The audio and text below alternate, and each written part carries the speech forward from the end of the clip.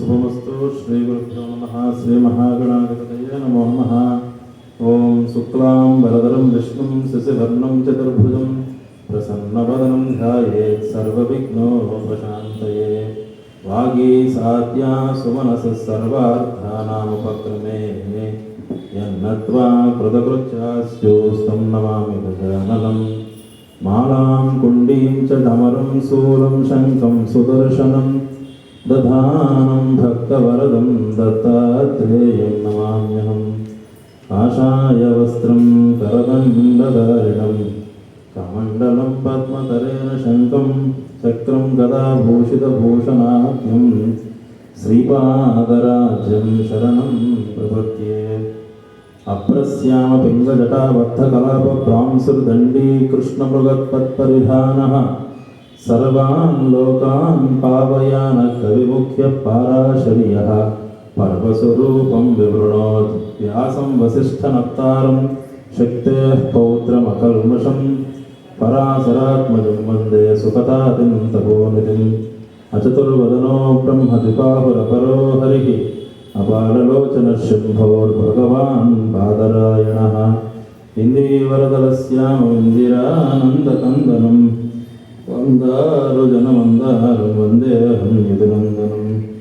छायायां पारिजातस्य हेमसिंहासनोपरि आसीनमम्वदस्याममायताक्षमलङ्कृतं चन्द्राननं चतुर्बाहुं श्रीवत्साङ्कितवक्षसं रुक्मिणी सत्यभामाभ्यां सहितं कृष्णमाश्रये। नारायणं नरं चैव नरोत्तमं देवीं सरस्वतीं चैव ततो जयमुदीरयेत्। कर्कटे पूर्वफल्गुन्यां तुलसीकारणोद्भवां पाण्ड्ये विश्वम्बरां गोदां वन्दे श्रीरङ्गनायकीं। नीलातुङ्गस्तनगिरितटे सुप्तमुद्भोज्यकृष्णं भारार्त्वं स्वं श्रुतिशतसरासिद्धमध्यापयन्ति। स्वोच्छिष्ठायां सजलगतां या बलाकृत्य भुङ्क्ते गोदा तस्यै नमो इदमिदं भूय एवास्तु भूयः। देवस्य महिषीं दिव्याम् आदौ गोदामुपास्महे यन्मणिमालिकां प्रीत्या स्त्रीकरोति स्वयं प्रभुः। शुचिमासि पाण्ड्यभुवे पूर्वफल्गुणी नभेत् उदीताम् उदारगुणरङ्गनाथप्रियवल्लभां वसुमतीमुपास्महे। हरिः ओं सभायै नमः। ब्रह्मान्ताकुर्वः साक्षादष्टं दैवं श्रियपतिः आचार्या श्रीमदाचार्या सन्तु मे जन्मजन्मनि। हरिः ओं। భాగవతోత్తములు నమస్కారం చేసుకుంటూ ఈ పాట పాసలో చెప్తామండి. ఓం సిట్టం సిరుకాలే వందన్య చేవిత్తు உன் போற்றாமலே அடியே போற்றும் பொருங்களாய் பெற்றம்மே துண்ணும் குலத்தில் பிறந்தோ நீ குற்றேவல் எங்களை கோலகாமல் போகாதே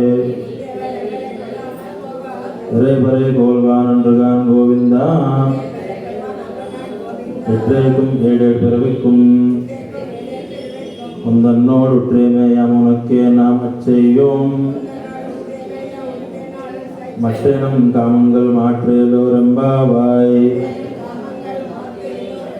செற்றம் சிறுகாலே வந்தென்னை சேவித்தோர் உன் போற்றாமரை அடியே போற்றும் பொருங்களாய் பெற்றம்மை துண்ணும் குலத்தில் பிறந்து நீ குற்றேவல் எங்களை கோல்காமல் போகாதே இறைபறை கோல்வான் அன்றுகான் கோவிந்தா பெற்றேக்கும் ஏழேழ் பிறவிக்கும் உன் தன்னோடு உற்றேமேயாம் உனக்கே நாம் அச்செய்வோம் மற்றனும் காமங்கள் மாற்றேலோரெம்பாவாய் வங்கக்கடல் கடைந்த மாதவனை கேசவனை எங்கள் திருமுகத்து செய்யார் சென்றைஞ்சி அங்கப்பறை கோண்ட வாட்டை அணிப்புதுவை பைங்கமல தந்தரியல் பட்டர் பிரான் கோதேசம் நாம் சங்கத் தமிழமால் 30 தப்பாமே இங்கு பரிசிருப்பார் 2 மால்வரை தோல் சங்கல் திருமுகத்து செல்வ திருமாலால் எங்கும் திருவருள் பெற்று இன்புருவரெம்பாவாய் வங்கக்கடல் கடைந்த மாதவனை கேசவனை எங்கள் திருமுகத்து செயலியார் சென்றைஞ்சி அங்கப்பறை கோண்ட வாட்டை அணிபுதுவை பைங்கமல தந்தரியல் பட்டர் பிரான் கோதேசம் நான் சங்கத் தமிழமால் 30 தப்பாமே இங்கு பரிசிருப்பார் 2 மால்வரை தோல்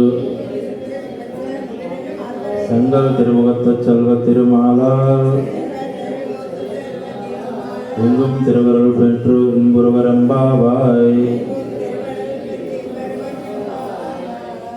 ஆண்டாள் திருவள்ளுவரே శరణం. నిన్నటి పాసురంలో మనం పరమాత్మను చేరాలంటే మనకి ఉండవలసినటువంటి 6 గుణములు ఏంటన్నది తెలుసుకున్నాం. ఈరోజు ఏంటంటే పరమాత్మ చెంత దగ్గరికి వెళ్ళి మనం ఏ విధంగా ప్రవర్తించాలి, అంటే పెద్దల దగ్గర ఏ విధంగా ఉండాలి అన్న భావంలో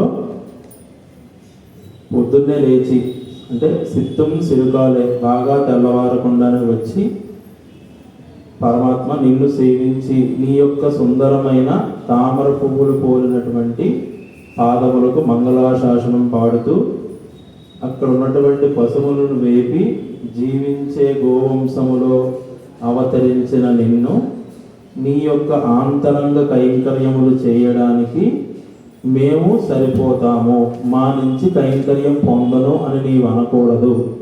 కాబట్టి మేము ఇక్కడికి పరయి తీసుకుని వెళ్ళడానికి కాదు గోవిందా, ఎప్పటికీ 7 జన్మలకి నీతో విడదీయరాని బంధం కలవారై నీ కోసమే దాస్యము అంటే కైంకర్యం చేయడానికి వచ్చాము, మాకున్నటువంటి ఇతర వాంఛలన్నిటిని పోగొట్టు స్వామి అన్న భావంలో స్వామి దగ్గరికి మనం వచ్చాము అని ఈ పాశురంలో చెప్తున్నారు.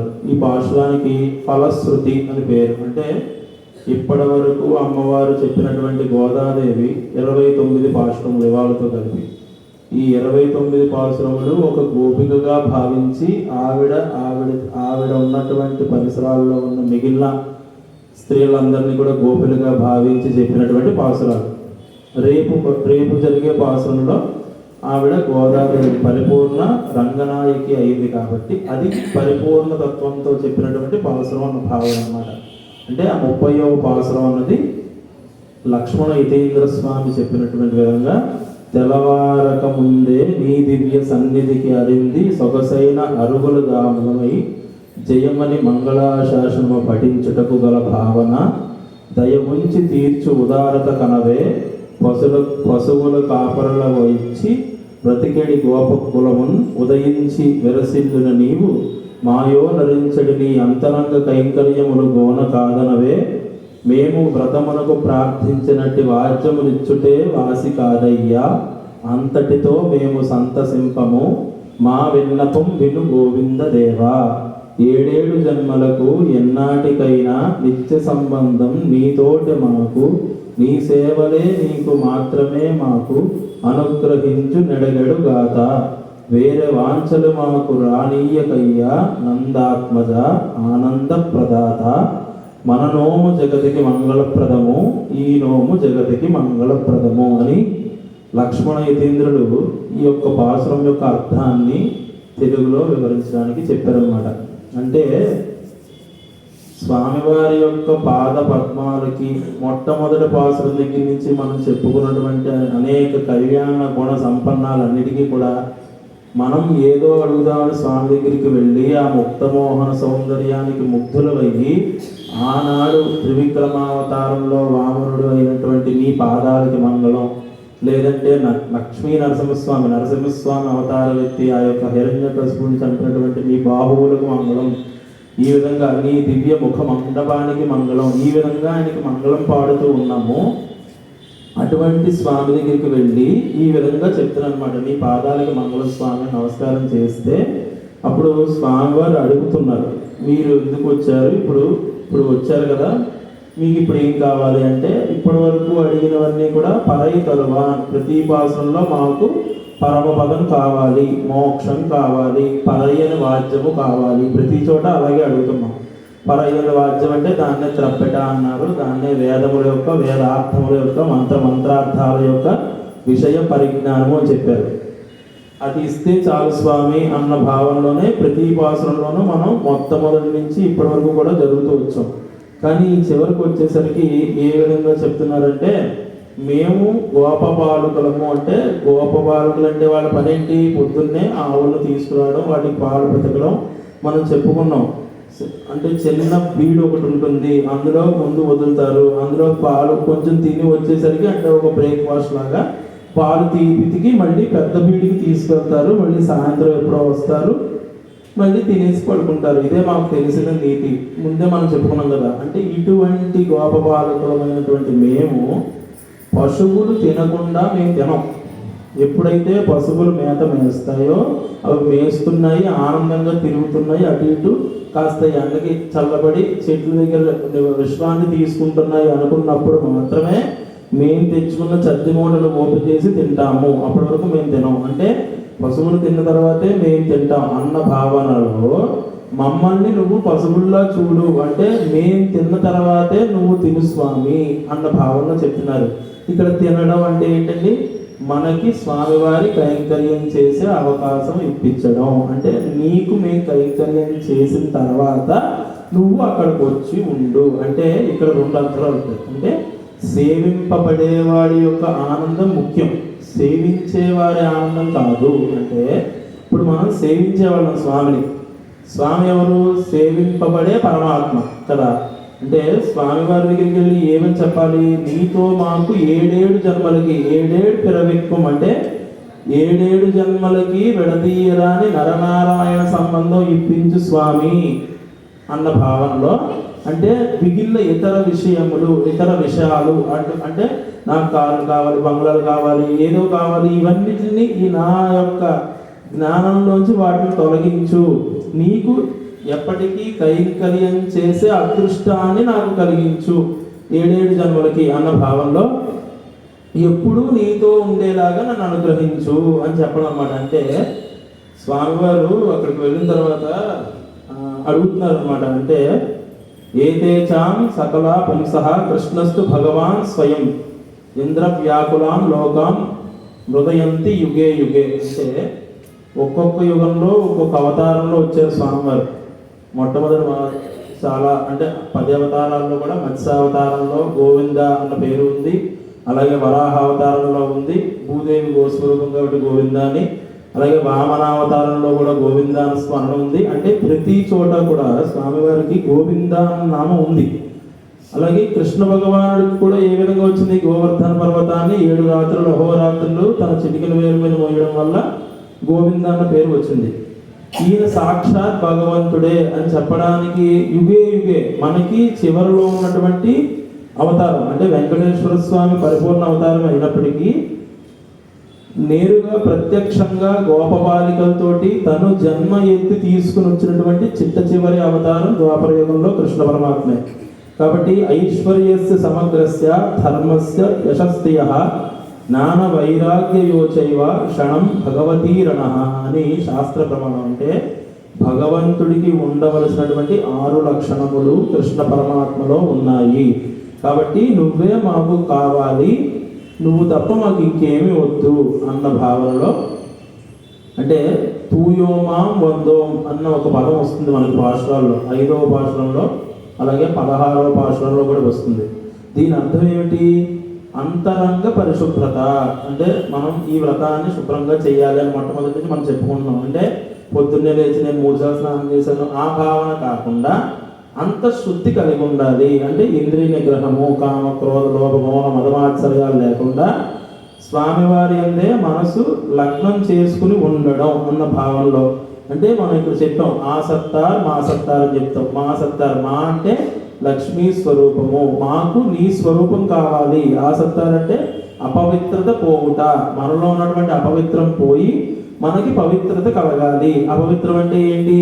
ఎవరికో ఏదో ఉద్యోగం వచ్చింది, అబ్బాయి ఉద్యోగం వచ్చిందని మనం ఆనందపడాలి. అబ్బాయి వీడికి కూడా ఉద్యోగం వచ్చేసింది ఇప్పుడు అని ఆడపడడం అనమాట. అంటే ఎవరికో పెళ్ళి అయిపోతుంది, అబ్బాయి వీడికి పెళ్ళి అయిపోతుంది, మా అమ్మాయి కావలేదు, మా అబ్బాయి కావలేదు, వీడికి పిల్లలు పుట్టేస్తున్నారు, వీళ్ళకి ఇంకా కావాలి. ఈ భావనలు మనకు ఉండకూడదు. మన మనసులో అపవిత్రత ఉండకూడదు. మన మనసు ఎప్పుడు పరిశుభ్రంగా ఉండాలి. అంటే మా సత్తారు కలిగి ఉండాలి, మనకి ఆ సత్తారు ఉండకూడదు అన్న భావనలో. అలా ఉంటే స్వామివారు ఎప్పుడు నీ అందే ఉంటారు అన్న భావన మనకి. ఒక ఉదాహరణ తీసుకుంటే ఆంజనేయ స్వామి లంకకు వెళ్ళారు. లంకానగరంలో ఏం జరిగింది? ఆ యొక్క ఆంజనేయ స్వామి అక్కడ ఉన్నటువంటి అనేక మంది రాక్షసులను అందరినీ సంహరించేస్తూ ఉంటే ఇంద్రజిత్తు వచ్చి ఇది మామూలు వానరం కాదు, పనవదని చెప్పి తన యొక్క బ్రహ్మాస్త్రాన్ని వినియోగించాడు.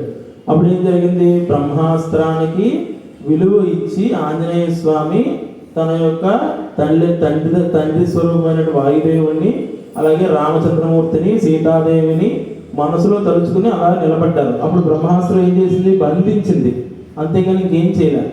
అలా బంధించిన వెంటనే వాళ్ళు ఏం చేశారు? అక్కడ ఉన్నటువంటి నార చీరలతోటి మిగిలిన గొలుసులతోటి కట్టేశారు. అప్పుడు బ్రహ్మాస్త్రానికి ఏమనిపించింది? నేను ఉన్నాను, నేను పట్టానన్న భావన వీళ్ళకి లేదు. నా మీద నమ్మకం లేకుండా ఈ నారచీరలు కట్టి తెస్తారా అని చెప్పి భావంతో వదిలేసింది. ఎప్పుడైతే బ్రహ్మాస్త్రం వదిలేసిందో స్వామివారికి అర్థమైంది. అంటే ఆయనకి పని ఉంది కాబట్టి అక్కడ విషయ పరిజ్ఞానం మనం గ్రహించాలి కాబట్టి, అంటే అక్కడికి వెళ్తే సీతమ్మని చూసి వచ్చేస్తే సరిపోదు, బలాబలాలు తెలియాలి, రామచంద్రమూర్తికి మొత్తం నివేదించాలి. సుగ్రీవుడికి అక్కడ ఉన్నటువంటి అంటే రామచంద్రమూర్తికి సీతాదేవి గురించి చెప్పడం ఎంత ముఖ్యమో సుగ్రీవుడు, ఎందుకంటే మంత్రి ఈయన ఆంజనేయ స్వామి, సుగ్రీవుడు మంత్రి, తన రాజు అయినటువంటి సుగ్రీవుడికి అక్కడ ఉన్నటువంటి రాక్షస బలము, వారి బలాలు, అక్కడ ఉన్నటువంటి పరిస్థితులు ఇవి వివరించడం కూడా అంతే ముఖ్యం అన్న భావనలో నేను ఎప్పుడైనా ఇవి వదిలించుకోగలను కాబట్టి ఇప్పుడు ఇలాగే స్థిరంగా ఉంటాను. ఈ విధంగా స్వామివారు ఎల్లప్పుడూ ఆయన వెనకాలే ఉన్నారు. ఆ విధంగా మనం ఉండాలి. అంటే స్వామివారిని ఎప్పుడు కూడా మనం హరినామస్మరణ చేస్తూనే ఉన్నాం కాబట్టి మనకేదో పని అయిపోతుంది. అబ్బాయి లేదంటే నేను పొద్దున్న లేచిన దగ్గర నుంచి రాత్రి పడుకునేంత వరకు హరినామస్మరణ చేస్తున్నాను, తింటున్నా అదే చేస్తున్నాను, సీరియల్ చూస్తున్నా అదే చేస్తాను, ఏం చేస్తున్నా అదే చేస్తున్నాను అంటే అక్కడ భావన మనకు స్వామి నిజంగా వశమైపోతారా? చెప్పలేం. ఎందుకు? ఉదాహరణ తీసుకోండి. భరతుడు వచ్చి అన్నయ్య రా అని చెప్పాడు శ్రీరామచంద్ర పరమాత్మని. ఎంత బతిమాలేడు రమ్మని రాజ్యానికి వెళ్ళాడా స్వామి? వెళ్ళలేదు. కానీ గుహుడు తన పర్ణశాలలో తను కూర్చుంటే ఈయనంతటి ఈయనే వెళ్ళి అతన్ని అనుగ్రహించాడు. అంటే స్వామి అనుకోవాలి, మనం అనుకుంటే పని. భరతుడు అనుకుంటేనే అవలేదు, ఇంకా మనం ఎంతండి. కాబట్టి మనం హరినామస్మరణ చేసినంత మాత్రాన మనకేదో స్వామివారు ఇచ్చేస్తారన్న భావన కాదు. స్వామికి మన యందు ఆ యొక్క విఘ్నత కలిగి ఉండాలి, ఆ జ్ఞానం మనం సంపాదించుకోవాలి. అది ఎలా వస్తుంది అంటే మనం సేవింపబడే స్వామి యొక్క ఆనందాన్ని చూడాలి. మనం సేవించే మన ఆనందం మనం చూసుకోకూడదని భావన. అంటే ఇప్పుడు మనం కోడారే జరిగింది, కోడారే జరిగినప్పుడు అందరూ ఏం చేస్తారు, ఎక్కడైనా శుభ్రంగా పాలతోటి స్వామివారికి మంచి పరమాన్నం తయారు చేసి పెడతారు. అబ్బే ఈసారికి నువ్వు పులిహార తినే స్వామి, నాకు షుగర్ ఉందంటే కుదురుతుందా? అంటే ఏంటి, సేవింపబడే వారి ఆనందం మనం చూడాలి, మన ఆనందం ముఖ్యం కాదు అక్కడ. అంటే శాస్త్రరీత్యా ఏ విధంగా చెప్పారో, వేద ప్రమాణం ఏ విధంగా చెప్పారో ఆ విధంగా స్వామివారిని మనం పట్టుకోగలిగితే అప్పుడు అంటే దీన్ని మర్కట మార్జాల కిషోర న్యాయం అని చెప్పచ్చు. ఏ విధంగా మనం నిరంతరం హరినామస్మరణ చేస్తూ నేను నిన్ను పట్టేసుకున్నాను స్వామి అంటే అది ఏ విధంగా ఉంటుంది అంటే ఒక కోతి పిల్ల కోతిని పట్టుకున్నట్టు ఉంటుంది. అది ఆ చెట్టు మీదకి ఈ చెట్టు మీదకి ఎగురుతూ ఉంటుంది. అంటే విషయాలు మారిపోతూ ఉంటాయి, ఈ విషయం మీద ఆ విషయం మీద మన మనసు పరిగెడుతూ ఉంటుంది. అప్పుడు ఈ పిల్ల జారిపోవచ్చు, చెప్పలేము. అదే మార్జానం అయితే ఎప్పుడూ కూడా 7 ఇళ్ళు మారుస్తుందట పిల్లి తన పిల్లల్ని. అదే విధంగా ఎక్కడ దానికి నొప్పి పెడుతుందో అని ఆ చర్మం జాగ్రత్తగా పట్టుకుని నోట ఖర్చుకుని తీసుకెళ్తుంది, కానీ ఎప్పుడు వదిలిపెట్టదు పిల్లల్ని. ఈ విధంగా మనకి హరినామస్మరణ స్వామిని పట్టుకోవాలన్న భావన కంటే స్వామి మనల్ని పట్టుకునేలా చేసుకుంటే మంచిది అన్న భావన ఉండడం ముఖ్యం. ఇది మనకి ఏ విధంగా కలుగుతుంది అంటే మనలో ఒక 6 రకాల గుణాలు ఉండాలి. ఎందుకంటే స్వామివారు అఖిల కళ్యాణ గుణ సంపన్నుడు కాబట్టి మనం అటువంటి గుణాలు ఏ విధంగా కలిగి ఉండాలి అంటే స్వామివారి దగ్గరికి వెళ్ళేసరికి ఈ విధంగా అడుగుతున్నారు అనమాట. అంటే నీకు ఏం కావాలో చెప్పు అని అడిగేసరికి అప్పుడు ఇక్కడ స్వామి అదేదో ఏదో ఇస్తాను అంటే కదా, ఇస్తే పట్టుకెళ్ళిపోతాం అంటే ఏ విధంగా ఉంటుంది, నేను మొత్తం ఇన్నిసార్లు 30 రోజుల నుంచి కష్టపడి నిద్రలేచి ఇన్ని పాసురాలు చెప్పి అంతమంది గోపికలను నిద్రలేపి అంతమంది జ్ఞానులను నిద్రలేపి మా ద్వారపాకులను నిద్రలేపి మా నాన్నగారిని నిద్రలేపి మా అమ్మని నిద్రలేపి మా అన్నయ్యని నిద్రలేపి మా ఆవిడని నిద్రలేపి నన్ను నిద్రలేపి ఇన్ని చేసి వచ్చి పరే కావాలని అడుగుతున్నావా? ఇది ఎలా ఉంది అంటే కల్పవృక్షం దగ్గరికి వెళ్ళి అంగోస్త్రం అడిగాడంట ఒకడు, కట్టుకోవడానికి కుదరట్లేదు 2 రోజులు చిరిగిపోతుందని భావన. అంటే ఎక్కడికి వెళ్ళి ఏమి అడగాలి అన్నది మనకి తెలిసి ఉండాలి. అంటే స్వామివారు అంతటి వారు వచ్చి నీకేం కావాలని మనం అడిగినప్పుడు 7 జన్మలు అంటే ఏ యుగంలో అయినా సరే ఎప్పుడైనా సరే నీకు కైంకర్యం చేసే అనుగ్రహం మాకు ప్రసాదించు.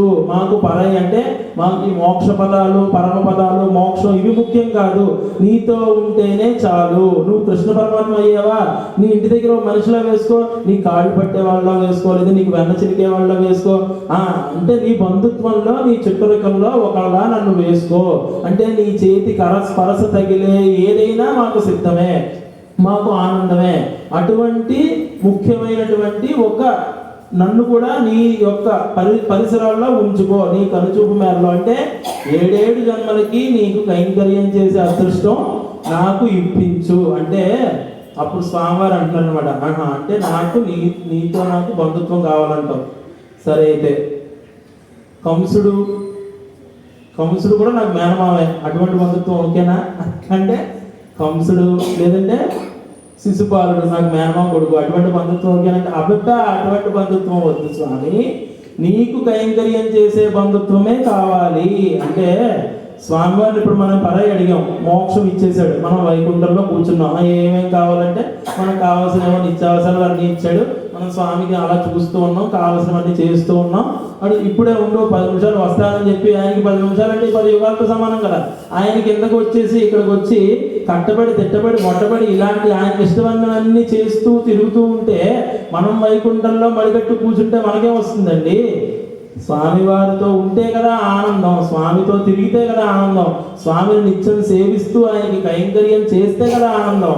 కాబట్టి ఇటువంటి అదృష్టాన్ని నాకు కలిగించు, అంతేగాని నాకేదో వైకుంఠంలోనే నిత్య నిర్మల శాశ్వత జీవితాలు వద్దు, నాకు నువ్వు ఎక్కడుంటే అక్కడ ఇప్పించు. అంటే ఒక లక్ష్మణ స్వామిలా కానీ ఒక భరతుడిలా కానీ అంటే ఏ విధంగా నిన్ను సేవించినా మాకు ఆ అదృష్టం కలిగేలా దీవించు. అంటే ఇక్కడ ఏ విధంగా చెప్పారు, గాహ జ్ఞానవస్తీన్ విందతి ప్రాప్నోతి ఇది గోవింద.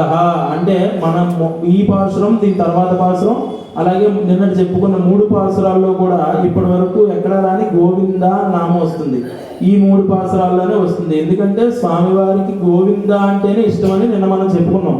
కాబట్టి ఎప్పుడు జ్ఞానంతో ప్రకాశించేవాడు అని దాని అర్థం గోవింద అంటే.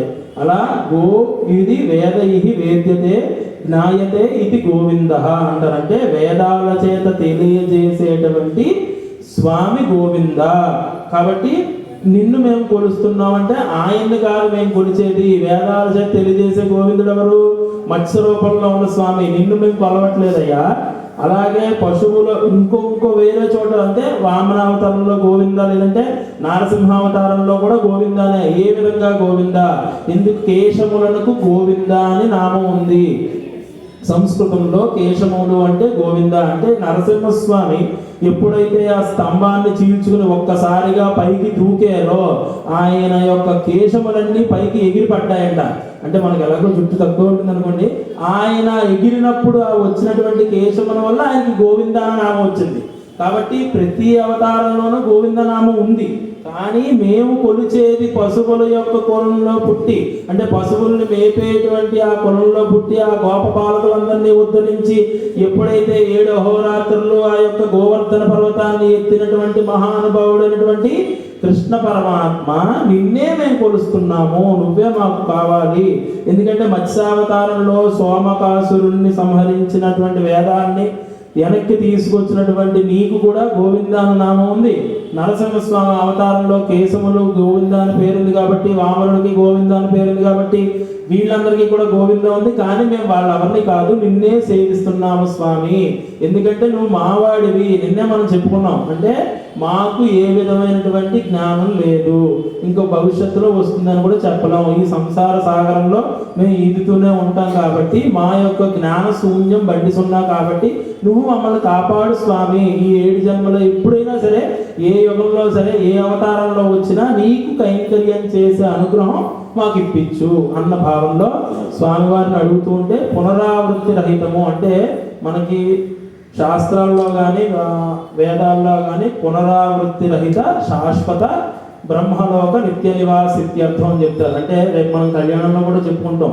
అంటే ఎక్కడైతే కన్యాదాత ఆ యొక్క కన్యని వరుడికి దానం ఇస్తారో అక్కడ చెప్తారనమాట. అంటే తెలై సూర్యమండల పర్యంతం కృతరాశేర్వర్షసహస్రావసానే ఏకైక తిలాపకర్షక్రమేణ సర్వరాస్యవకర్షణ సంహిత కాలే బ్రహ్మలోక నిత్య నివాసిత్యర్థం మాశయ ధ్రువమండల పర్యంతం కృతరాశేర్వర్షసహస్రావసానే ఏకైక లోమాపకర్షక్రమేణ. అంటే ఒక్కొక్క చోట ఒక్కో విధంగా. అంటే ఈ యొక్క కళ్యాణ వేదిక దగ్గర నుంచి తిలలు అంటే నువ్వులు సూర్యమండలం వరకు వేసుకు వెళితే ఎన్ని గింజలైతే వస్తాయో అంతకాలం బ్రహ్మలోకంలో ఉండే వరం ఇప్పించు. ఎవరికి? ఈ కన్యాదాతలకే కాదు, వాళ్ళ యొక్క దశాపురేషాం దశ అపరేషాం మధ్వంశ్యానం అని చెప్పారు. ఎప్పుడైనా వాళ్ళ 10 తరాల ముందు అందరూ మగపిల్లలే పుట్టుంటే, వాళ్ళ తర్వాత కూడా అందరూ మగపిల్లలే పుడితే, ఆడపిల్లలు పుట్టక కన్యాదానం చేసే అదృష్టం వాళ్ళకి లేకపోతే ఇప్పుడు చేసే ఈ కన్యాదానమే వచ్చే 10 తరాలను కూడా కాపాడాలి అన్న భావనలో ఏ విధంగా అయితే స్వామివారిని పునరావృత్తి రహిత మనం అందరం చెప్పుకుంటాం, శాశ్వత బ్రహ్మలోక నిత్య నివాసిత్యర్థం చెప్తారో, అటువంటి బ్రహ్మలోక నిత్య నివాసిత్యర్థం కంటే మాకు ఎప్పుడూ నీతో ఉండే కైంకర్యం చేసే నీ అవతారాలతోటి మాత్రమే ఉండే అనుగ్రహం మాకు కల్పించు. ఆ జన్మరాహిత్యం అన్నది మాకు అవసరం లేదు. జన్మ వచ్చినా పర్వాలేదు, నీతోటి ఉండాలి. నువ్వు ఎక్కడుంటే అక్కడ ఉండాలి. అది వైకుంఠం అయినా పర్వాలేదు, మాకు ఏ పేస్పికల్ అయినా పర్వాలేదు, ఎక్కడైనా నీతోటే ఉండాలి. మేము ఇంకెక్కడా మాకు అవసరం లేదు అన్న భావనలో, అంటే కంసుడు అటువంటి ఆ బంధాలు కాకుండా నిత్య నిర్మలం నిన్నే కైంకర్యం చేసేలాగా. అంటే ఇప్పుడు సుమంతుడు వచ్చాడు. సుమంతుడు వచ్చి దశరథ మహారాజుకి చెప్తున్నాడు, రామచంద్రమూర్తి ఆ యొక్క నదిని దాటి వెళ్ళిపోయారు అని చెప్పిన వెంటనే దశరథ మహారాజు ఇంకా హా అని తన ప్రాణాన్ని ఏ విధంగా వదిలేశాడో, అంటే ఇంక మరలా ఎవరికి చెప్పడం చూడటం ఇంకేమీ లేవు. అటువంటి బంధం, అంటే నువ్వు మమ్మల్ని వదిలేస్తే మా ప్రాణం ఉండకూడదు, అటువంటి బంధం కావాలి మీతోటి మాకు. ఏ విధంగా? అలాగే ఎటువంటి బంధం? మత్స్య విరోభృతము అంటే ఒక చేప పిల్లని నీళ్ళల్లోంచి తీసి బయటికి వేస్తే అది ఏ విధంగా అయిపోతుందో లక్ష్మణుడి యొక్క స్వరూపాన్ని ఆ విధంగా చెప్పారు. అప్పుడు లక్ష్మణుడు ఇదే అంటాడు రామచంద్రమూర్తితోటి, అన్నయ్య నువ్వు లేకపోతే నా పరిస్థితి చేపలాగే ఉంటుంది అన్న భావంలో. అంటే నిరంతరం స్వామినే సేవిస్తూ ఉండాలి. ఏమైనా పర్వాలేదు నీతోటే ఉండాలి, ఏం జరిగినా పర్వాలేదు, అడవికి వెళ్ళినా ఓకే నీతోటే ఉండాలి. ఈ భావన, అటువంటి అనుగ్రహం మాకు కల్పించు. అలాగే నంద యశోదాదేవుల యొక్క అనుగ్రహం, యశోదాదేవి ఎప్పుడైతే నేను ఇగో వెన్నముద్ద ఇచ్చాను కదా ఇప్పుడే అంటే లేదు లేదు అని వెనకాల దాచేసి ఎక్కడ ఇచ్చావమ్మా అంటే ఇవ్వలేదేమో మర్చిపోయాను రా అనుకుని మళ్ళీ ఇంకో వెన్నముద్ద ఇచ్చి అది తింటే పొట్టలో ఏమవుతుందో మళ్ళీ కడుపు నొప్పి వస్తుందేమో అని ఇంకో వెన్నముద్ద తెచ్చి దిష్టి తీసి పడేసే అంతటి ప్రేమ ఉన్నటువంటి అటువంటి అవకాశాన్ని మాకు ఇప్పించు. ఎల్లప్పుడూ నీతో ఉండే అనుగ్రహం మాకు ఇప్పించు. నీ అందు మాకు ఎంత ప్రేమ కలిగి ఉండాలి? విదురుడికి ఉన్నటువంటి ప్రేమ ఉండాలట. అంటే ఈ యొక్క యుద్ధం జరగడానికి ముందు విదురుడు ఇంటికి భోజనానికి వెళ్తారు స్వామివారు. వెళ్ళినప్పుడు విదురుడు ఆయనకి వేసే ఆసనం మీద కూర్చోవడమే కాకుండా 2-3 సార్లు గెంతి చెక్ చేసి ఆ స్వామి బాగానే ఉంది కృష్ణ పరమాత్మ వచ్చి కూర్చో అని చెప్తారు. ఎందుకంటే భయం, ఆ దుర్యోధన దుశ్శాసనులు దాన్ని ఏమైనా చేశారేమో, మా ఇంట్లో నాకు తెలియకుండా నా ఆసనానికి దీని కింద ఏమైనా పెట్టారేమో, మళ్ళీ ఏ పాతాలనుకో వెళ్ళిపోయేలాంటివి చేశారు కదా. భీముడిని వాళ్ళని చేశారు కదా ఈ లక్క గృహాలు ఇవన్నీ. ఇటువంటి దుర్బుద్ధి కలిగిన వాళ్ళు మన చుట్టూ ఉంటారు కాబట్టి స్వామి యందు అపారమైన ప్రేమ కలిగి ఉంది ఎన్నప్పుడు స్వామికి ఏమీ అవ్వకుండా చూసుకునే విధంగా ఏ విధంగా విదురుడు తన ప్రేమను చూపించాడో అటువంటి ప్రేమ ఎల్లప్పుడూ నీ యందు కలిగి ఉండే అదృష్టం మాకు కల్పించు స్వామి అని చెప్పే విధంగా. అంటే అదొకటే ఉంటే సరిపోతుందా అని అడిగితే సరిపోతుంది. కానీ అప్పుడు కూడా అంటే స్వామివారు 14 ఏళ్ళు వనవాసానికి వెళ్ళిపోయారు. తర్వాత 12 ఏళ్ల తర్వాత ఈ సీతావియోగం, రావణాసుర సంహారం, మరలా ఈ రామచంద్రమూర్తి అయోధ్యకి రావడం, ఈ 12 ఏళ్ళు విరహం మేము తట్టుకోలేము. అదేవిధంగా భరతుణ్ణి ఏ విధంగా అయితే వదిలేసావో అలా వదిలేస్తే మేము తట్టుకోలేము. అదేవిధంగా నంద యశోదాదేవుల దగ్గర నువ్వు పెరుగుతున్నప్పుడు అక్కడ ఉన్నటువంటి వసుదేవ దేవకీలు ఎంత బాధపడ్డారో అటువంటి విరహతాపం మేము తట్టుకోలేము. నీతో బంధువులు ఉన్నప్పటికీ ఎల్లప్పుడూ నీతోటే ఉండాలి. అంటే మమ్మల్ని నగరాల నుంచి బహిష్కరించడాలు ఇలాంటివి చేయకు స్వామి. నువ్వు ఎక్కడుంటే అక్కడ మేము నీతో ఆనందంగా ఉండేలాగా, ఆహ్లాదంగా ఉండేలాగా, ఎల్లప్పుడూ నిన్ను సేవిస్తూ నీకు కైంకర్యం చేస్తూ ఉండేలాగా మమ్మల్ని అనుగ్రహించు అని చెప్పినటువంటి అద్భుతమైన పాసురం. ఈ పాసురంలో అకార ఉకార మకార శబ్దాల యొక్క పరిపూర్ణతని అమ్మవారు చెప్పారు.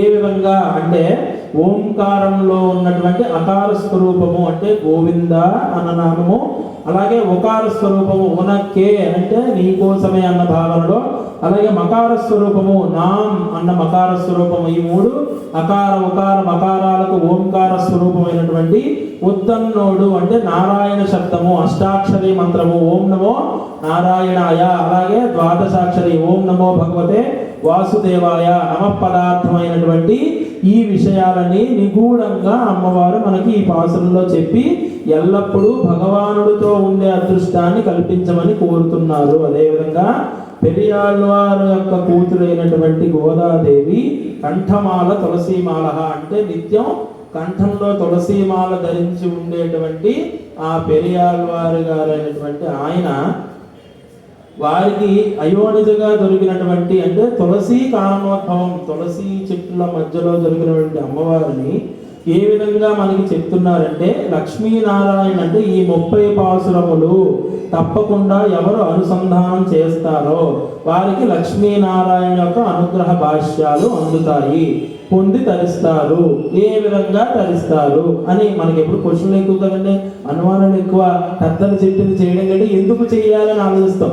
దానికి కూడా అమ్మవారు చెప్పారు. ఏ విధంగా చెప్పారు? ఆ రోజుల్లో గోపికలు ఏ విధంగా అయితే స్వామివారికి అంటే ఒక పదార్థం అంటే నవ పదార్థం పరై తప్పెట అన్న భావనలో అక్కడ ఉన్నటువంటి గోప వృద్ధులకి తెలియకుండా స్వామికి మాత్రమే తెలిసేలా ఒక పదం అడుగుతుంటే ఏంటి ఇంత పొద్దున్నే స్నానం చేసి నీ కోసం మంగళాశాసనం సుప్రభాతం పాడడానికి వచ్చామంటే మాకేదో పరై అంటే తప్పెటిచ్చేసి వెళ్ళిపోతావా, మా షాప్లో గోల్డ్ ఉన్నాయి ఒకటి పట్టుకెళ్ళి స్వామి అన్నట్టుగా కాకుండా పరై అంటే అర్థం ఏమిటి? నువ్వే కావాలి మాకు, మళ్ళీ నువ్వే కావాలని అడిగితే మమ్మల్ని తీసుకెళ్ళి ఎక్కడ మళ్ళీ ఆ కింద నేలమాళిగల్లో బంధించేస్తారో ఈ పెద్దలందరూ అని చెప్పుకున్నాం కదా మొదటి పాసురాల్లో.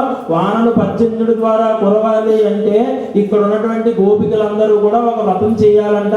ఆ వ్రతానికి ఒక హెడ్, అంటే ఆ వ్రతం చేయడానికి అన్ని సమకూర్చే సమర్థుడు ఎవరు అంటే కృష్ణ పరమాత్మ. నువ్వే ఉండాలంటే నేను ఉండను బాబాయ్, మళ్ళీ ఇదిగో ఆ గోపికతో మాట్లాడు, ఈ గోపికతో నువ్వు ఆ గోపికకి ఇచ్చావు నన్ను అంటారు, నాకెందుకు, మీరు పని మీరే చేసుకోండి, నేను పక్కన నుంచుంటానంటే అదే కుదరదు, మేమందరం వెళ్ళిపోతాం, నువ్వు వీళ్ళతో చక్కగా వ్రతం చేయించని ముందే చెప్పారని మనం చెప్పుకున్నాం. అటువంటి విధంగా అంటే స్వామికి మాత్రమే అర్థమయ్యే విధంగా ఉన్నటువంటి ఆ వ్రతాన్ని మేము చేసి ఏ విధంగా ఫలితం పొందామో ఆ పాతకాలంలో ఉన్నటువంటి గోపికలు, అలాగే ఇప్పుడు మనకి అందించినటువంటి ఈ గోదాదేవి స్వరూపం అక్కడ ఉన్నటువంటి గోపికలందరూ కూడా ఏ విధంగా మారారు అంటే గోదాదేవి పుస్తకంలో చూసినా మన విగ్రహ స్వరూపం చూసినా కూడా గోపికగానే ఉంటుంది. అంటే తన యొక్క కొప్పెట కానీ ఆ యొక్క వస్త్రం కానీ ఆ వేసుకున్నటువంటి పూమాలలు కానీ వచ్చే శరీర ఆ గంధ ఆ పరిమళ ఇవన్నీ కూడా గోప బాలిక అంటే గోపిక ఏ విధంగా ఉంటుందో అమ్మవారు ఆ విధంగానే ఉన్నారు. కాబట్టి స్వామివారి అనుగ్రహం అమ్మవారికి వచ్చింది. మనకేం వస్తుందని మనం తప్పిడి పెట్టుకుంటాము, మనకు జుట్టే లేదు అసలు ఎక్కడి నుంచి వస్తుంది, మాకేం రాదులేండి అని అనుకోకుండా ఎప్పుడు కూడా నిరంతరము మన మనసుని అంటే పెద్దలు పొందిన మోక్షజ్ఞానం నేను పొందగలనా మనస సంశయింపకు అనుసంధానమే ముఖ్యం ఓ మనస అని మానస సర్వజ్ఞాన అనే పుస్తకంలో ఉంటుందంటే మనం సంశయించకూడదు. మనం సంశయించకుండా 30 తప్పామే అంటే ఈ 30 పాశురములు తప్పకుండా ఎవరైతే అనుసంధానం చేసుకుంటారో వారికి పరిపూర్ణ స్వామివారి యొక్క అనుగ్రహం కలుగుతుంది. అంటే ఏ విధంగా కలుగుతుంది, స్వామివారికి గోదాదేవి యొక్క అనుగ్రహం అంటే గోదాదేవిని ఏ విధంగా స్వామివారు అనుగ్రహించారో ఆ విధంగా కలుగుతుంది. గోదాదేవి వ్రతం చేసిందండి, వ్రతం చదివిందండి, అందుకని వచ్చింది. మరి మేము ఏ వ్రతం చేయట్లేదు కదా, కేవలం పాసురాన్ని మాత్రమే అనుసంధానం చేసుకుంటున్నాం కదా అంటే కలియుగంలో కలో సంకీర్త్య కేశవ అని అర్థము. అంటే కలియుగంలో నువ్వు 30 పాసురములని దాని అర్థ పదార్థాలతోటి చదివితే చాలు. అనుసంధానం అంటే ఏంటండి, చదవడము అంటే చదివితే చాలు నీకు నేను అనుగ్రహిస్తాను అన్న భావన. అంటే మొదట గోపికలు స్వామివారిని ప్రత్యక్షంగా సాక్షాత్ పుణ్యం ద్వారా స్వామివారిని పొందారు. తర్వాత గోదాదేవి ఆ గోపికలందరూ కూడా అనుకరించడం వల్ల పొందారు. ఇప్పుడు మనం అనుసంధానించుకోవడం వల్ల పొందుతున్నాము అన్న భావనలో ఈ 30 పాసురాలు ఎవరైతే చేస్తారో వారికి వస్తుంది. ఏ విధంగా వస్తుందంటే ఒక పెద్ద దూడ ఎప్పుడైతే తన తల్లి దగ్గరికి వెళ్ళినప్పుడు అంటే చిన్న దూడని కాసేపు పాలు తాగడానికి వదిలేస్తారు, తర్వాత తీసుకెళ్లి దాని మూతికి ఏదో కట్టేస్తారు. కట్టేసి ఒక చెక్క బొమ్మ ఉంటుంది, ఛాయ్ బొమ్మ అని చెప్తారు, ఇది వరకు ఉండేవి. దాన్ని చూసి తల్లి పాలిచ్చేస్తూ ఉంటుంది అదే పిల్లనుకుని, వీళ్ళేమో శుభ్రంగా పిండేసుకుంటూ ఉంటారు. అటువంటి భావన అంటే చూస్తేనే పాలు వచ్చేసే విధంగా అంటే స్వామివారికి మన మీద కరుణ జాలి దయ కలిగే విధంగా మనకి స్వామివారి అనుగ్రహం కలిగే విధంగా అన్ని గుణాలు అంటే సకల గుణ కళ్యాణ సంపన్నమైనని అనుగ్రహం మాకు కలుగుతుంది అన్న భావనలో అస్మద్దోష పారదృశే వాస అని చెప్పారంటే అన్ని గుణాలు కలిగిన వాడు నువ్వు, ఏ గుణాలు లేని వాళ్ళం మేము, అంతే కదా. అంటే మాకు కూడా మళ్ళీ గుణాలు ఉన్నాయంటే సరే అయితే నీ గుణాలే కాపాడితే వదిలేస్తాడేమో అని భయం. అందుకే మాకు నిజంగానే ఏ గుణాలు లేవనుకోండి, ఏవి లేవని మనం ఒప్పుకోగలిగితే స్వామి దగ్గరైనా సరే అప్పుడు అంటే అస్మత్తోష మా దోషాలన్నీ నీ యొక్క అంటే నీ గుణాల ఎప్పుడైతే నీ గుణాలు లెక్క పెట్టలేమో మా అవగుణాలు కూడా లెక్క పెట్టలేము, కాబట్టి మనిద్దరికే కుదురుతుంది స్వామి అని చెప్తే ఎప్పుడైతే మనం ఈ పాసురాలు వెంకటేశ్వర స్వామి ముందు కానీ కృష్ణ పరమాత్మ ముందు కానీ నుంచుని పాడుతూ ఉంటామో మన మొహం చూస్తే ఏమనిపిస్తుందని స్వామివారికి అసలు చూడాలనిపిస్తుంది, పక్క తిప్పేసి తల చిచ్చి వీడు ఎన్న వేషం నాకు తెలీదా, వీడి జీవితమే నాకు తెలుసు అని చెప్పి. అంటే మనల్ని చూసినప్పుడు ఇలా తల తిప్పేసుకుంటే ఇటువైపు గోదాదేవి ఉంటుంది.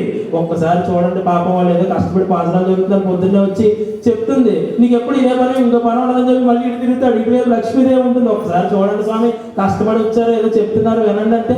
అంటే ఇటువైపు గోదాదేవి లేకపోతే మన పరిస్థితి ఏమైపు ఉండేది అన్న భావనలో అమ్మవారు ఇటువైపు లక్ష్మీదేవి మన గురించి చెప్పి మనకి మోక్షం ఇప్పించే విధంగా ఉంటారు. అంటే ఆత్మబంధువులం అయ్యే విధంగా స్వామివారికి ఎప్పుడైతే స్వామివారి నేరుగా మన నుంచుని చెప్తున్నప్పుడు స్వామివారు మనం చూడలేక ఇటు తల తిప్పేస్తున్నప్పుడు ఇటు చూసి వీళ్ళేంటి మా ఆవిడ రాసినటువంటి పాసురాలు చదువుతున్నారు ఏమిటి, అయితే మా ఆవిడ తాలూకు బంధువులు అయి ఉంటారు, సరే అయితే ఆ రికమెండేషన్ మీద ఏదో ఇచ్చేద్దాంలే మీరు అడిగింది అన్న భావనలో అయినా ఉంటారు. అందుకనే ముప్పదం తప్పామే. చాలా మంది ఈ యొక్క అంటే ఇప్పుడు ఉన్నటువంటి ప్రస్తుత పరిస్థితి దృష్ట్యా ఈ చివరి ఒక్క పాసురం కానీ 2 పాసురాలు కానీ వదిలేస్తూ ఉంటారు. అంటే ఇంకా భోగి పండుగ రావడం కానీ సంక్రాంతికి అలా ఊళ్ళు వెళ్ళడం ఇటువంటి విషయాలు జరుగుతూ ఉంటాయి కాబట్టి న్యాయంగా వదిలేస్తారు.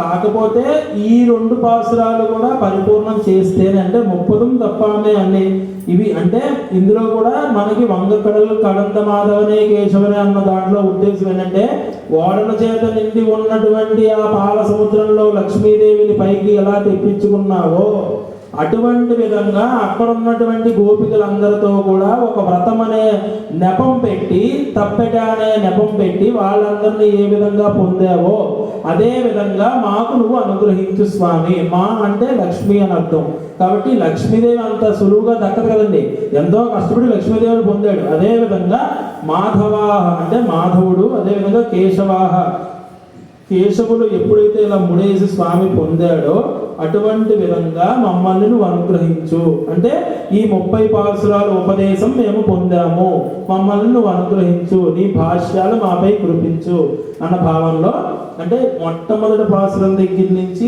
చివరి పాసురం వరకు ప్రతి పాసురంలోనూ అర్థ పరమార్థాలు ఏ విధంగా ఉన్నాయి అంటే మొదటి పాసురంలో ఏ విధంగా ఉన్నాయి, అందరూ స్వామి అనుగ్రహం పొందడానికి అర్హులమే అంటే వీళ్ళు చేయకూడదు వారు చేయకూడదు వీళ్ళు చేయొచ్చు అనేది ఏమీ లేదు, అందరూ చేయొచ్చు, అందరూ రండి అని పిలిచినటువంటి పాసురం.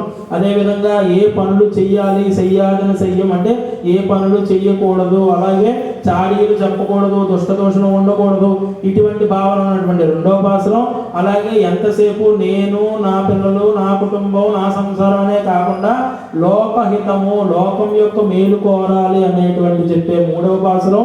అదేవిధంగా ఆలిమడే కన్నా దాంట్లో దేవతలే వచ్చి నీకు పరిచర్యలు చేస్తారు నీకు కైంకర్యం చేస్తారు అనేది ఏ విధంగా మనం తెలుసుకున్నామో అలాగే 5వ పాసురంలో ఏది హితము ఏది పరమహితము ఏది పురుషార్థ జ్ఞానము ధర్మార్థ జ్ఞాన మోక్షాన్ని ఏ విధంగా పొందాలి అని ఏ విధంగా తెలుసుకున్నామో 6వ పాసురంలో ఎంత పాండిత్యం ఉన్నా నీ దగ్గర పిల్లలవే స్వామి మాకు ఏమీ తెలియదు మేము జ్ఞానశూన్యులం నువ్వే మమ్మల్ని శరణాగతి అంటే మేము నిన్ను శరణాగతి పొందుతున్నాం నువ్వే మమ్మల్ని అనుగ్రహించాలి అని తెలుసుకోవడం. అలాగే 7వ పాసురంలో పరమాత్మ యందు ప్రీతి కలిగి ఉండడం తన ప్రయత్నం వల్ల కాదు ఇతరుల యొక్క మంచి కోరడం వల్ల కూడా అన్న ప్రయత్నం ఏ విధంగా చేశామో అలాగే 8వ పాసురంలో నిన్ను పొందాలనే కుతూహలం మాకు ఉంది నిన్నే సేవిస్తాము అన్న భావన ఏ విధంగా ఉందో అలాగే 9వ పాసురంలో స్థిత ప్రజ్ఞత అంటే చెవిటి వారి వలె మోగవారి వలె సిగ్గులేని వారి వలె ఏ విధంగా ఉండాలి అంటే ఏవైనా చాడి అని చెప్పినప్పుడు చెవిటివారుగా ఉండడం అక్కర్లేని పదాలు మాట్లాడినప్పుడు మోగవారిలో ఉండడం అలాగే స్వామివారి యొక్క పరిపూర్ణమైనటువంటి గోవింద నామాన్ని చెప్పడానికి మనకి ఏ విధంగా అయితే అనుగ్రహం కలిగి ఉండాలో ఆ విధంగా ఉండాలని అలాగే మనం మాత్రమే కాకుండా పరమాత్మని చేరాలి అనే సత్సంకల్పంతో ఉండడం ఇతర విషయముల యందు మనకి అనుగ్రహం కాకుండా స్వామి పాదాల యొక్క చరణారవింద సౌందర్యం పొందడానికి మాత్రమే మనకి ఎప్పుడు కూడా కలిగి ఉండడం. అదేవిధంగా మన విద్యుత్ ధర్మము అంటే మన కర్మలు మనం చేసి తీరాలి ఎప్పుడు వాటిని మానేయకూడదు నిత్యం ధర్మంగా ధర్మార్థ కామ మోక్షాలు యందు కలిగి ఉండి ఆ యొక్క నడవడికలో మనం నడుస్తూ ఉండాలి. ఈ విధంగా ప్రతి పాసురం అర్థ పరమార్థాలు మనం తెలుసుకుని ఈ 30 పాసురములు ముప్పదం తప్పామే ఎవరైతే 30 పాసురములు ఖచ్చితంగా అనుసంధానం చేసుకుంటారో వారికి లక్ష్మీనారాయణ యొక్క అనుగ్రహం కలిగి తీరుతుంది అని చెప్పినటువంటి గొప్ప దివ్య ప్రబంధము ఈ తిరుప్పావై. మంగళం మహతో. ఓం ఆండాల్ తిరువడిగలే శరణం. ஓம் சித்தும் சிறுகாலை வந்தன்னை ஜெயித்து உன் போற்றாமரை எடைய போற்றும் பொருட்களாய் கற்றன்மை துன்னும் குளத்தில் பிறந்து நீ குற்றவள் எங்களை கொள்காமல் போகாதே இறைப்பறை கோல்வான் அன்றுகான் கோவிந்தா எற்றைக்கும் ஏழல் பிறவிக்கும் உந்தன்னோடு உற்றேமையாம் உனக்கேனாச் செய்வோம் மற்றனும் காமங்கள் மாற்றிலோரம்பாவாய் வங்கக்கடல் கடைந்த மாதவனை கேசவனை திங்கள் திருமுகத்து செயலார் சென்றடைஞ்சி அங்கப்பறை கோண்டவாட்டை அணிபுதுவை பயங்கமல தந்தரையில் பற்று பிரான் கோதை சொன்னா சங்க தமிழ்மால் பதம் தப்பாமே இங்கு பிரசிறப்பார் இரண்டு மால்வரை தோல் செங்கல் திருமுகத்த செல்வ திருமாறால் எங்கும் திருவருளில் பெற்று இன்புருவரம்பாவாய் ஆண்டாள் திருவள்களே சரணம். ஸ்ரீயகாந்தாய கல்யாண நிதயே நிதயேர்த்தினாம் श्रीवेंकट निवासाय श्रीनिवासाय मंगलम. श्रीमत्ये विष्णु चित्ताय मनोनंदन हेतवे नंदनंदन सुंदरी गोदाये नित्य मंगलम.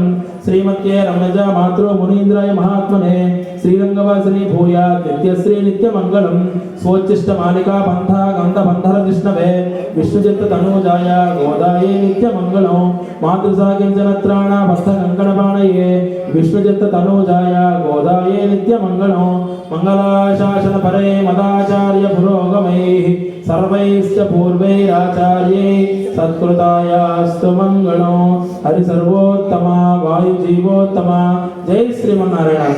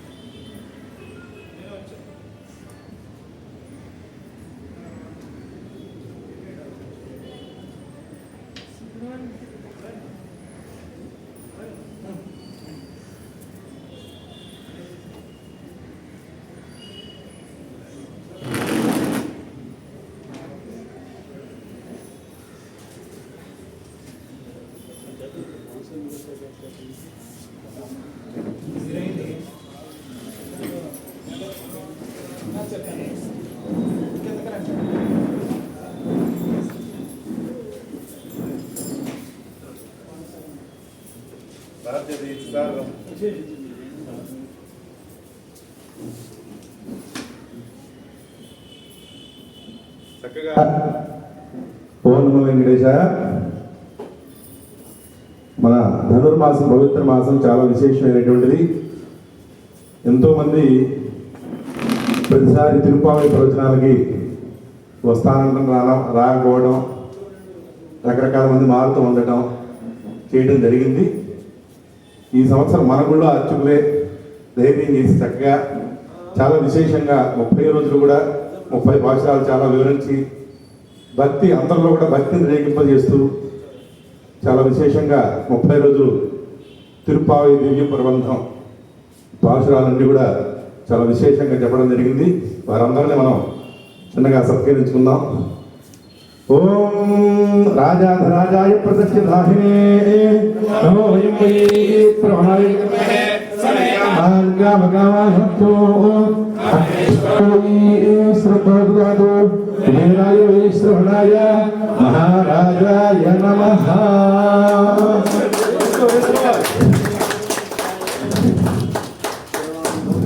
ప్రతిష్ఠితేంద్రియ ఆయుష్యేంద్రియే ప్రతిష్టతి. ఇదే విధంగా మనమందరం కూడా ప్రతి సంవత్సరం వారి చేత ఇంకా విశేషంగా చెప్పించుకుంటూ ప్రతి సంవత్సరం కూడా ఇదే విధంగా తిరుపావళి ప్రవచనం ప్రతి సంవత్సరం వారి చేత చేయించాలని చెప్పి మీరందరూ కూడా గట్టిగా సంకల్పించుకోవాలి. అందరూ కూడా వారి ఆశీర్వచనం తీసుకోవాలి. పద్మావతి సమేత వెంకటేశ్వర సంపూర్ణ అనుగ్రహ ప్రసాద స్థిరస్తు. గోవింద గోవింద. ఓం వస్త్రాణి భీమసావ సాధయోర్చిత్రామంతవాసర్గాః అనాదృతమృతాని విశ్వర్తేన విత్రావరుణా సచేతే.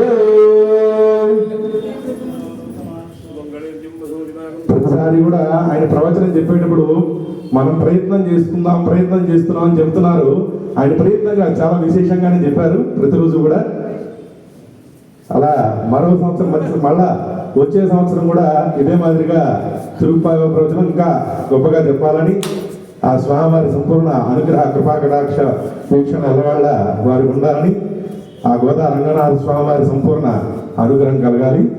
మనందరం కూడా వారి ద్వారా సంపూర్ణమైనటువంటి జ్ఞానాన్ని పొంది తిరుపావళి ప్రవచనాలు వినడమే కాక ఆ వర్తాన్నంతటిని కూడా అందరూ చేసి తరించాలి.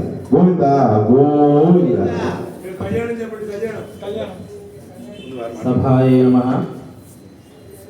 ముందుగా నాకు ఇంత గొప్ప అవకాశాన్ని ఇచ్చినటువంటి మా పాలక వర్గానికి అందరికీ, అలాగే ఈ తిరుపావళి దివ్య ప్రబంధం అనే మహాయజ్ఞంలో సమిదైనటువంటి ప్రతి వారికి వచ్చి 30 రోజులు కూడా ఈ అనుగ్రహ భాష్యాలు విని తరించినటువంటి ప్రతి వారికి అందరికీ కూడా ఆ పరమాత్మ యొక్క మంగళాశాసనములు అందాలని మనస్ఫూర్తిగా కోరుకుంటూ అందరూ కూడా సుఖ సంతోషాలతో ఉండాలని నాకు ఇటువంటి అవకాశం ఇప్పించినటువంటి పెద్దలందరికీ కూడా మరి ఒకసారి నమస్కారం చేసుకుంటూ ఓం మంగళాశాసన పరే మదాచార్య పురోగమై సర్వైశ్చ పూర్వైరాచార్యై సత్కృతాయాస్తు మంగళం.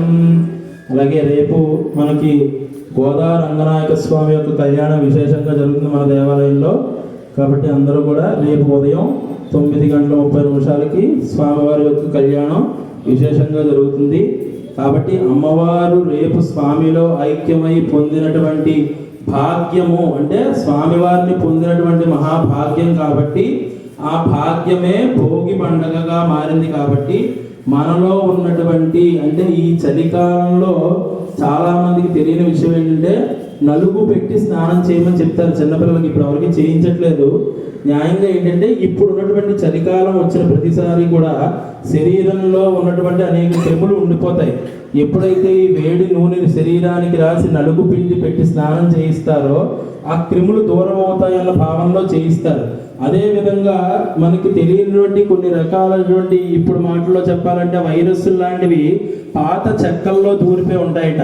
వీటిని ఏ విధంగా పోగొట్టాలన్న భావనలో మన ఋషులు మనకి ఇచ్చినటువంటి గొప్ప విధానం ఏంటంటే ఆ వాటిలన్నిటిని తీసుకువెళ్ళి ఒక మంటలా వేసి మనకున్నటువంటి దుఃఖాలన్నీ ఆ మంటలో వేసి సకుటుంబంగా ఇక నుంచి అందరూ హాయిగా ఉండాలి ఈ రోజు నుంచి అని చేసుకునేటువంటి భోగ్యమైన భోగి పండుగ రేపు. కాబట్టి స్వామివారిని అమ్మవారు పొంది ఏ విధంగా భోగాన్ని భాగ్యాన్ని పొందారో మనందరం కూడా మన యొక్క కోరికలన్నీ తీరి స్వామివారి పరమాత్మ యొక్క అనుగ్రహం మన ముందు ఎప్పుడూ ఉండాలని మనస్ఫూర్తిగా కోరుకుంటూ జై శ్రీమన్నారాయణ. జై శ్రీమన్నారాయణ.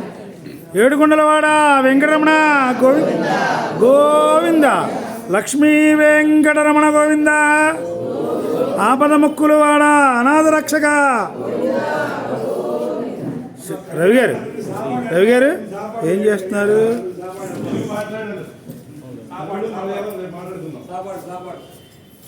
ఏంటండి సాపాడు ఏంటి?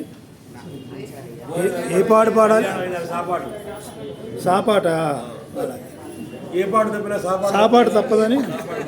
కాబట్టి గోదా రంగనాథ స్వామివారి కళ్యాణం అయిన తర్వాత అందరికీ కూడా స్వామివారి అన్నప్రసాదం ఉంటుంది. అందరూ కూడా తప్పనిసరిగా కళ్యాణోత్సవ కార్యక్రమాలకు వచ్చేసి అందరూ కూడా అన్నప్రసాదాన్ని స్వీకరించిన తర్వాత వెళ్ళాలి.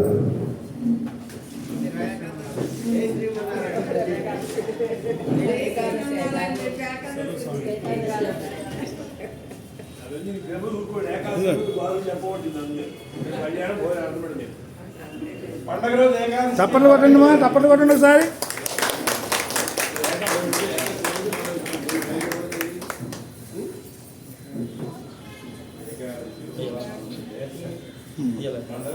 మీతో ఎండ్ చేస్తున్నా.